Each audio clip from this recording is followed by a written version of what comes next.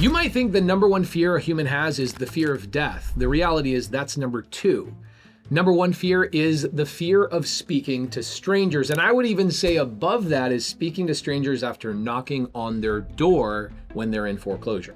In this episode today, Nita Patel, our leader in the SubTo community in the Chicago area, flew down from Chicago to join the Zero to Hero series in San Antonio. Now, this is episode 8 of a much longer series. If you guys have been following along with what we're doing with Jennifer Lindsay, a lady who has multiple sclerosis and is in a situation where she can barely move. We're gonna be taking a detour today in this video away from the Jennifer Lindsay content. Don't worry, we'll be back in episode 9. But in episode 8, I wanna highlight to you again, just like we did in a previous episode with Bill and Kimberly Fisher, that leaders inside of our community are doing all sorts of strategies, and you don't have to only do one thing. You do need to take action, you do need to pair up with other people, but you don't have to do agent strategies like I did with Jennifer Lindsay. What Jennifer Lindsay did is she paired up with me, she set appointments with real estate agents, but Nita Patel, who's been in SubTo for over 5 years, has become an off-market foreclosure door knocking machine. This lady locks up 10 to 15 deals every single month in Chicago by knocking doors on pre-foreclosures. So what she did when she came down to Zero to Hero is she gathered up a group of brand new students and she took them out and got them over the fear of knocking doors. The reality is knocking doors is the easy part. Joining a team and taking action is where you, my friend watching YouTube right now, are stuck. So as you watch this episode and you watch what these new people are doing, take notes. The number one thing they did is they paired up with people that were 2 or 3 steps ahead of them. My name is Nita. I'm from Illinois, and I've been in SubTo for about 3.5 years, and I've been in real estate for the last 10 years. So I knew that this was going to be more direct to agent, but that's not what I do. I do direct to seller, and I had asked Pace if we can do direct to seller pre-foreclosures, and he was all up for it. Any questions about this? Just Nita. Yes. Thank you for this freaking question. I do not hate you at all. I love you. You're the freaking best. Okay, Nita is off-market queen, right? She knocks doors and has a door knocking team in Chicago. She goes out and knocks doors as a woman in Chicago. I wouldn't even live in Chicago. I'm kidding, I would. It's freaking cute. Chicago is freaking amazing. Nita loves off-market. Guess what I love? Off-market. If I wasn't working with Jennifer to highlight to people in the book that it's very simple to just set appointments, I would be doing, I love off-market more. Same thing with Nita, because I don't want to deal with a real estate agent that is, I want to go fast. And real estate agents are like, they can be problematic. But when you're new, an agent is actually much easier. Why? They are financially incentivized to help this deal get done. You know, when you're talking to the other person on the phone, you know that that person's going to get paid if they help that deal get done. That is way easier to do than calling a seller directly. However, we get better deals when we call sellers direct. Off market will give you a better deal because agents are now like playing telephone, right? And I told the team that, hey, I don't do direct to agent, I do direct to seller. But if some of you still want to do direct to agent, I'm okay with it. So half of us are doing direct to agent and half of us are doing direct to seller. So I had pulled a list the first day, even before we all got into the teams. And there were about 10 pages of properties that are scheduled to go to auction. So I gave one to each person. I know there are some that are doing direct to agent, but I said, hey, it's only about 10 to 15 on each page, probably more actually, about 20. You guys can knock it down in like a day or 2, you know, calling all the numbers. But yeah, we started right away. We started calling and texting. One of them we're gonna go look at today. It's a pre-foreclosure in San Antonio. Okay, I got a text message this morning from Nita Patel. Nita, I believe, took her team out door knocking, and they've got a deal. And I'm going to go to that appointment today. I think that's going to be the second deal that I'm buying. So if you remember, my goal was the first deal that I'm going to do, I have to generate from Jennifer's leads. And then the second deal I'm going to do is somebody in this room. So Nita's got a deal. She hasn't contracted it yet, but I'm going to go see it tonight at 7 o'clock.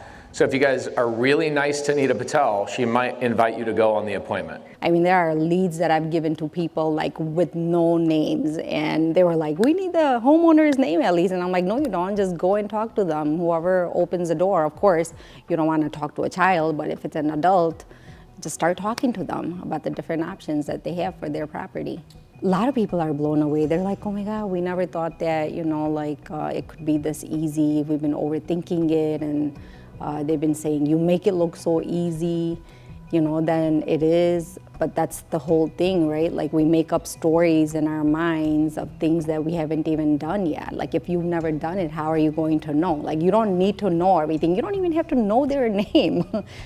It's good if you know it, but we've been so busy. I've been getting pulled from the team here, from the team back home. So I haven't had the time to build a list myself. Okay, so the door code is... Chris, what story do you see when you walk up to this door? Pain. A lot of pain, but why? What's the pain we see? I see Creatures, wasps, cracks, just dirt, right? Like, this looks like fire, actually. this ash, like the smoke. It seems like it's from smoke, right? And then you got a kid's pillow here. Okay, I've walked into houses where there's dead bodies, and this is like the type of situation.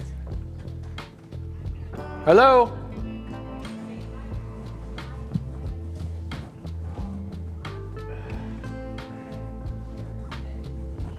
Okay, what do we notice about this room? Goes downward. You feel that? Slow. Oh, slope. So this might not have been part of the original house. Oh, yeah, wasps. Be careful. A lot of wasps. Got wasp nests over here. Got wasps over here. A lot of wasps. Okay, so this is a lady that's in a lot of pain. She's ready to just walk away. Do you see these big old creatures swimming in here?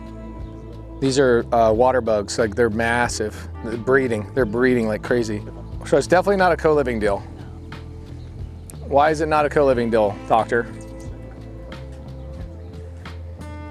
Yeah, it's way out here. It's too far, right? Yeah. There's no workforce. There's no no jobs. This is a really cool property, though. It is a cool property. It's good for kids. End user, dude. End user. Yeah. This is a deal where you sell this on a lease option or a wrap. You wrap this out to somebody, or you assign it to an end user. There's no cash flow here. No cash flow. There's money to be made. So Chris, if as a real estate investor you can't make money on this, how can you make money on this? You basically go to the seller and you say, hey seller, I'll take over your mortgage. So she has a mortgage on the house. She's in foreclosure, which is how Nita found her. And so for her to go out and knock a door, it has to be in foreclosure, right? So she comes out, knocks the door, calls the seller. This seller's like, I want nothing to do with the house, just take the house if you want it. So the house comes with a mortgage. So you would take that mortgage, let's say it's a 3% mortgage, and I would go find a family around here somewhere and go, hey, I have a house with a 3% mortgage. If you want it, pay me $20,000 and you can take this deal. And so now they get a house with a 3% mortgage. Do they have to do some work? Yeah, but people around this area are pretty handy, right? So some father is probably gonna be like, dude, are you kidding me? I could freaking jump in here. You know, I could do all this work, and he'd come in here chopping things down, cutting this down. In a week, this place would be looking awesome. The biggest problem is that. I'd be pissed off if I was the neighbor. Mosquitoes. Hey, they all got comfortable door knocking. How cool is that? I know, I'm so excited. Are you really? You never thought, she makes everything look easy, huh? Yeah. She's so awesome. She does. Oh yeah, she's jumping out of cars, knocking right on the... There, she has no hesitation. Big foreclosure list. She has experience, and she's just freaking awesome. It makes you go, oh, that's really it? I think when you just watch other people take action, you're like, wait, that's it? Like, well, Nita, where's the overthinking? Don't we need to overthink for 7 weeks before we knock the door? She's like, nope, we're knocking the door. That's what she said. Yeah. You were saying something in the morning about that, right? You were saying like you thought it was a lot harder. Get Lori to give her some feedback. No, we actually thought this was going to be a lot more difficult. We were scared. We hadn't done it before. And Nita just had us do 1, 2, 3. Next thing you know, we're in the car. Even as it got dark out, we couldn't see a thing. We're talking to people at their doors. They're answering. It was beautiful. It truly was. Now let's ask Nita what she would do. Nita also is very, very good at generating leads. She's a gangster, so I already know what Nita would do. She'd probably just go, next.